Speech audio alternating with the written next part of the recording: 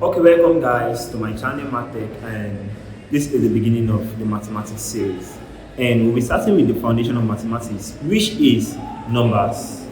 So beginning the series, this topic here is basically for everyone: primary, the secondary, the tertiary, and also every sector career in the world. You can watch this. This is just about the foundation of mathematics, explanation of numbers. So talking about numbers, we basically have 10 digits in mathematics, and those digits are 0, 1, 2, 3, 4, 5, 6, 7, 8, and 9. Now it is from these 10 digits that every other values that we use in the counting system is being formed. Now let's go to 169. Now the value 169, each of these values here, each of these digits here are found here basically in our basic digits of mathematics, which is 0 to what? 9. Let's go 2354.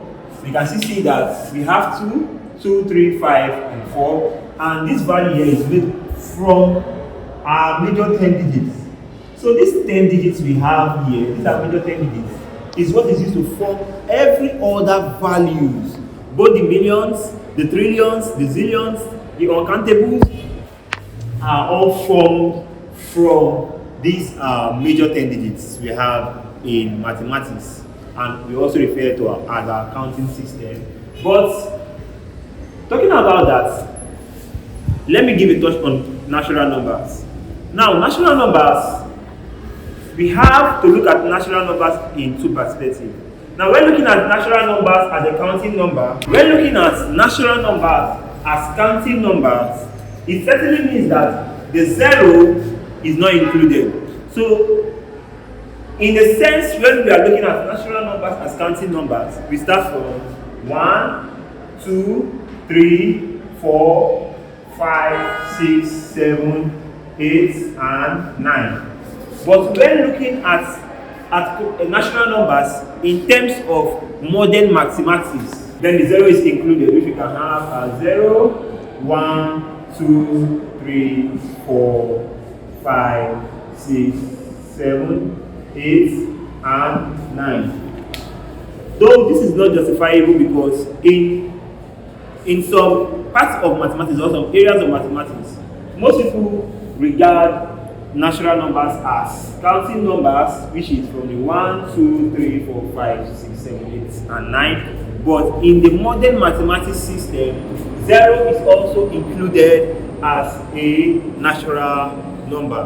So, having done that, let's go to the types of numbers. Looking at the types of numbers, when we talk about the types of numbers, I will be explaining the types of numbers with what I refer to as a number tree. So, having number as the general term, so I draw a branch here and also a branch here. And I call this my branch here to be what? Real numbers. And I call my branch here to be what? Imaginary numbers. So now, we basically have two types of numbers. And those numbers are what? The real numbers and what? The imaginary numbers. Now, what we basically use in our real world system is what?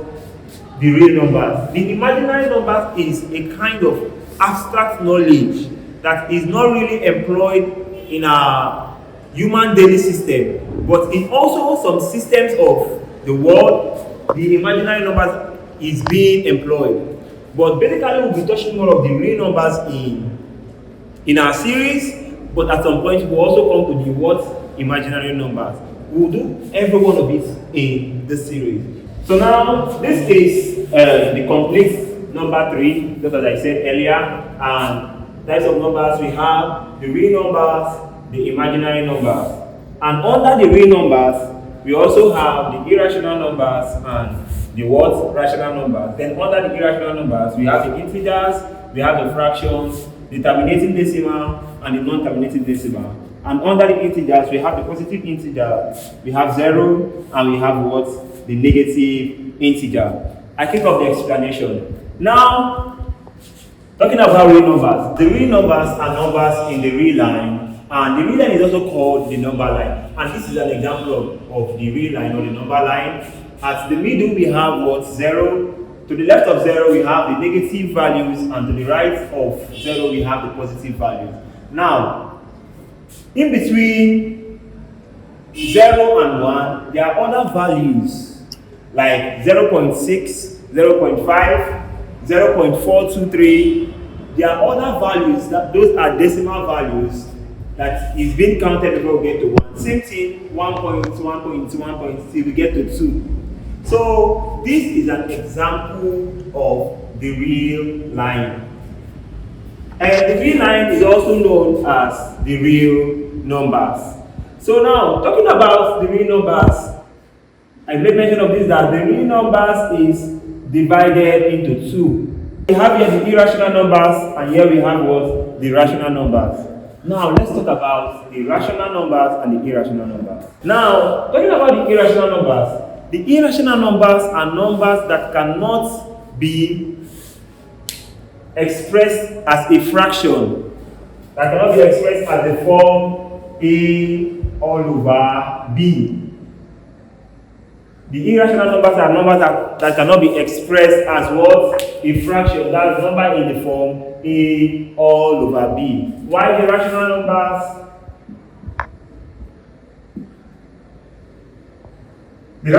are numbers that can be expressed as a fraction, that they can be expressed in the form A all over B. The irrational numbers cannot be expressed in this form A all over B, while the rational numbers can be expressed in this form A all over B. So, talking about the rational numbers, this is good.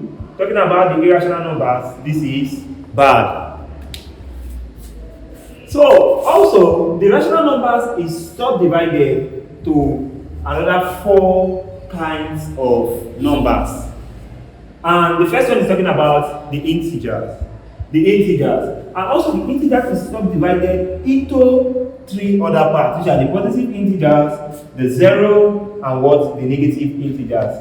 Now, integers are whole numbers. Not just whole numbers, positive and negative whole numbers together with 0. What are whole numbers? Whole numbers are numbers that are not represented in the decimal form. That is, for example, 1 is a whole number, but 1.2 is not a whole number. So for a whole number, this is correct, and this is what? Wrong. So, since integers are whole numbers, and they are divided into 3, which are the positive whole numbers, the 0, and what? The negative whole numbers. And it is those whole numbers that are being reflective in our real line. Don't forget that the real number is the mother. Will I say the mother? Or, okay, the number here is the great-grandmother of this, because the number here is the mother to the real numbers, and these are the children. The irrational and the rational numbers are the children to the real numbers, while the integers, fraction, terminating decimal, and non-terminating decimal are grandchildren to the real numbers, while the positive integers, 0, and negative integers are all great-grandchildren to the real numbers. I hope that was quite funny. So let's keep going. Having the integers to the whole numbers, and we are having the positive integer 0 and the negative integer, which is being reflective here. You can see it here. These are the negative whole numbers, 0, and the positive whole numbers. Now, I want us to prove one theory in mathematics. Now, from this part of the class, we will then prove this theory that says all integers are rational numbers. And this is another one. Therefore, we say integers are subsets of rational numbers. Now, don't forget when we define the rational number, we say that a rational number is a number that can be expressed in the form what? A all over B. But we can't say that an integer is a whole number. So it is very possible that if we are having 1 to be an integer and we are having 1 all over 2 to be a rational number, it is very correct that this is a whole number as an integer, but this is wrong as an integer. But still, there is a law that says all integers are rational numbers, and this is what I will prove for us now. Now, for all integers to be natural numbers, any number, any division where 1 is the divisor, it still remains that whole number. Now, let's say, for example, we have 2, and we also have 2 all over 1. There is no difference between 2 and 2 all over 1, because the result of 2 all over 1 is still what? 2. So therefore 2 is equal to 2 all over 1. Hope you're understanding what I'm saying. So in that case, this is a whole number and this is a rational number. Don't forget, a rational number is always expressed in the form A all over B. So this proves this, that for all integers to be rational numbers, it means that all integers can divide 1. That's any number that divides 1 still remains a whole number, and it's still an integer, whether it be negative, positive, or 0 itself. So that proves it, that an integer, that all integers are rational numbers, and that integer, which is represented with this symbol Z, is a subset of what? The rational number, which is represented with the symbol Q.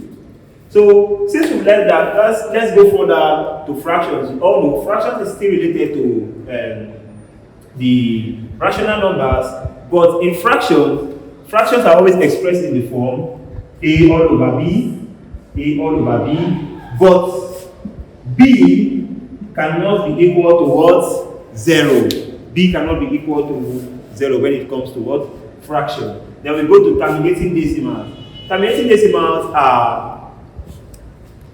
there are fractions, when divided, they don't have like an infinite decimal, an infinite counting. And that's the difference between a terminating decimal and a non-terminating decimal. A non-terminating decimal has an infinite counting. Let's use an example like this for a terminating decimal. Now we all know that 1 all over 2 is equal to what? 0.5. So this is an example of a terminating decimal. This is an example of a terminating decimal. 1 all over 2 is equal to what? 0.5. So now I'll give you a clear example of the terminating decimal and non-terminating decimal. For the terminating decimal, an example is 1 all over 2, which is equal to what? 0.5. This is an example of a terminating decimal. Because after the decimal sign, the value does not run infinitely. So for the non-terminating decimal, I'll give it as an example. The square root of 2, the square root of 3. You can check it with your calculator. The square root of 2 gives us 1.412, and it runs down infinitely. Also for the square root of 3, it also gives an infinite counting after the decimal point. But for the terminating decimal, once the fraction is being divided, it gives you a value after the decimal that can be counted. That is the difference between the terminating decimal and the non-terminating decimal. And note this generally about rational numbers. Rational numbers are numbers that are expressed as fraction, and note that the value B is not equal to, cannot be equal to what? 0. Because once it is equal to 0, it means that it is what? Undefined. So I think I have successfully explained the number, the real numbers, the rational numbers, this sub branch of the rational numbers, also for the integers, also the types of integers. I've explained every part of it. Now, let's look at the irrational numbers. Irrational numbers are numbers that cannot be expressed as what? A fraction. That is in the form A all over B. I think I've said that earlier. Learn this about the irrational numbers. The square root of every non-perfect square is an irrational number. Please note, the square root of every non-perfect square is an irrational number. So I think we've done everything about the real, as part of the numbers, we've done everything under the real number. So now we'll be talking about the imaginary numbers. The imaginary numbers, please, this is not for the primary school nor the secondary school student, because I know you will likely not see these in your primary or your secondary school. It's mainly for the university students or for people who need advanced knowledge in mathematics. So talking about the imaginary numbers, the imaginary numbers is being represented with a symbol what I. Is being represented with a symbol I, and it is also known as what? The complex number. The complex number. Now, I will just give us a simple expression on how we can get the imaginary number. Now, let's use this. Let's say we are having x squared plus 4 equal to 0.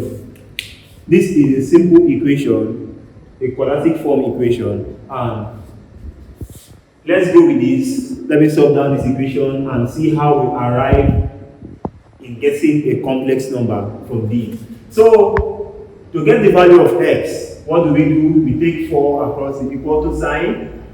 So, or we say we subtract 4 from both sides so that we can terminate 4 from this part. But I will just go ahead and go to it in a simple way. That is x squared equal to what? Minus 4. Because 0 minus 4 gives what? Minus 4. So don't forget we are having a square here, and this is x squared equal to minus 4.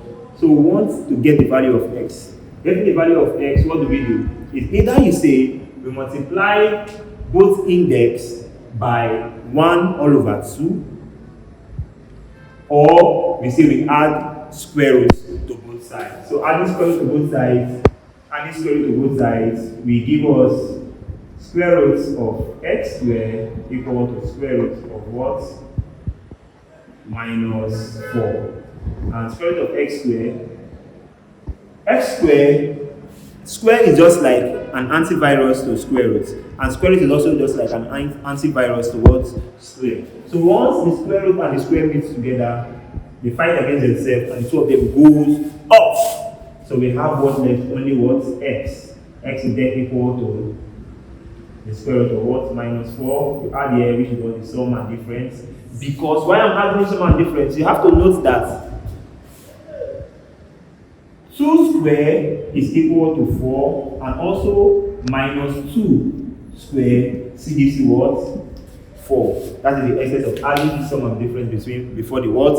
Square roots. So we solve on. Now we are having the square root of what? A negative value. Now you can use your calculator wherever you're watching from. Use your calculator to type square roots of minus 4. Definitely you will see math error, because generally in mathematics we don't have a square root of a negative value. So that is where the complex number is being introduced from. Now note this, in complex number, the value I is equal to the square root of what? Minus 1. Now we have to note that the value square root of minus 1 is what?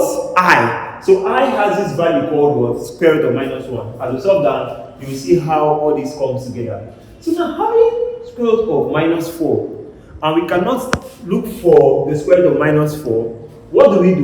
We know that before a number is negative, it means that it is being affected by a negative sign. And don't forget that 1, the same way that any number that divides 1, let's say 4 all over 1 is equal to 4. Same thing as 4 times 1 is equal to what? 4. So the product of any number and 1 gives us the same value, and also the quotient of any number and 1 gives us the same what? Value, the same number. So I want you to know this. But at this point, why this is minus 4, it is because the 1 here is being is being negative. That is, there's a negative sign attached to the 1. So a negative 1 multiplying 4 gives us what? Negative 4. So in other words, we can write this as x equal to plus minus square root of what? Minus 1 times 4. Is this wrong? This is not wrong. This is correct because minus 1 times 4 still gives us what? Minus 4. And in short, it is very possible that we do something like this. Square root of minus 1 times square root of what? 4. This is still correct. In short, this is still correct because square root of minus 1 times square root of 4 still gives you what? Minus square root of what? Minus 4. But you just have to separate it from each other. And from this, take your mind back to what I said here, that I, minus 1 is the value of what? I. So, we have to now replace square root of minus 1, square root of minus 1 now with what? I. So here will be what? X equal to I times square root of what? 4. And the square root of 4 is what? 2. So this is what? 2I, the other, plus and minus. So we just arrive, we've just used a simple algebraic term to arrive at what? A complex expression, which is also what? This is an example of an imaginary number. So anytime you see a number like 3I minus 6I, so far as I is attached to that value, it automatically makes it what? An imaginary number. I will not really go deep into imaginary numbers because as the series goes on, we will definitely have a full video about complex number. I will learn so many things about complex numbers. So for now, I think we will stop here. Let me run again from the beginning. You started the numbers. I made mention of the major digits we have in mathematics, which is the 0, 1, 2, 3, 4, 5, 6, 7, 8, and 9. I talked about the natural number. I said natural number in sense of counting numbers, the 0 is not inclusive. But when you come to natural numbers in terms of modern mathematics, the 0 is always inclusive. So I talked about the types of numbers, which I use this number 3 as an illustration. See the real numbers, the imaginary numbers. I gave also the illustration of the real numbers, the rational numbers, irrational numbers, the integer fraction, terminating decimal. And I explained all of these, even to the point of the positive integers, negative integers, and 0. I also touched about the imaginary numbers, also known as the complex numbers, being represented as what? I. And I used a simple algebraic expression to form what? An imaginary number. And I believe that we've learned so much, and I hope you find this video fun enough to learn and explore with. This is just the beginning of our series. Anticipate for more because you get more and more of the mathematics you wish to know. So thank you for watching the video. This is the end of the class. Please do remember to like, comment, and subscribe to the channel. Don't fail to share your thoughts under the comment section. If you have any question, don't fail to share it under the comment section. Thank you.